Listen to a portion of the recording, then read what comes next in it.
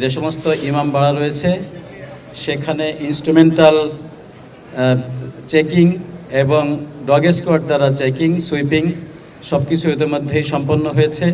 এছাড়া অনুষ্ঠান শুরুর আগে এখানে যারা প্রবেশ করবেন তাদের আর্চওয়ে এবং অন্যান্য সুইপিংয়ের মাধ্যমে এখানে প্রবেশ করতে হবে। এই ইমামবাড়া সংশ্লিষ্ট সন্নিহিত যে সমস্ত উচ্চ ভবন রয়েছে সেখান থেকে এখানকার নিরাপত্তা মনিটর করা হবে। সেখানে পুলিশ থাকবে সিভিলে এবং ইউনিফর্মে। এছাড়া তাজিয়া মিছিলের সময় মিছিলের আগে পিছে ডানে বামে ব্যাপক ব্যবস্থা রাখা হয়েছে নিরাপত্তার।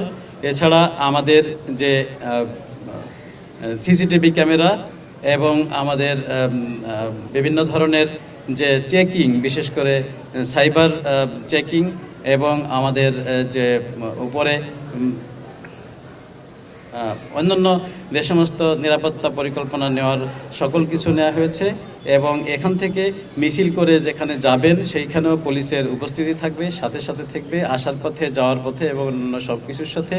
আমরা যারা অংশগ্রহণকারী তাদেরকে অনুরোধ জানিয়েছি তারা যাতে ছুরি, চাকু, দাহ্য কোনো পদার্থ ইত্যাদি নিয়ে এখানে প্রবেশ না করেন। এবং যেহেতু মিছিলের ভেতরে পতাকা নেওয়ার একটি বিধান রয়েছে, সেটি যাতে বেশি উঁচু না হয়, ইলেকট্রিক তারের সাথে যাতে সংযোগ থাকতে না পারে, সেজন্য তাদেরকে সতর্ক করা হয়েছে। তাদের সাথে সমন্বয় মিটিং করে সমস্ত নিরাপত্তা পরিকল্পনা গ্রহণ করা হয়েছে।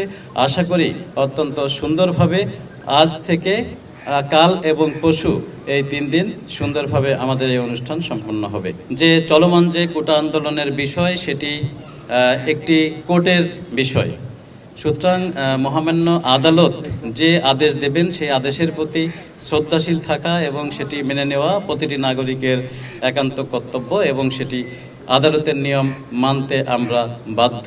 সুতরাং পুলিশ আমাদের যে সমস্ত কার্যক্রম পরিচালনা করবে সেগুলো সেটির প্রতি শ্রদ্ধা রেখেই হবে।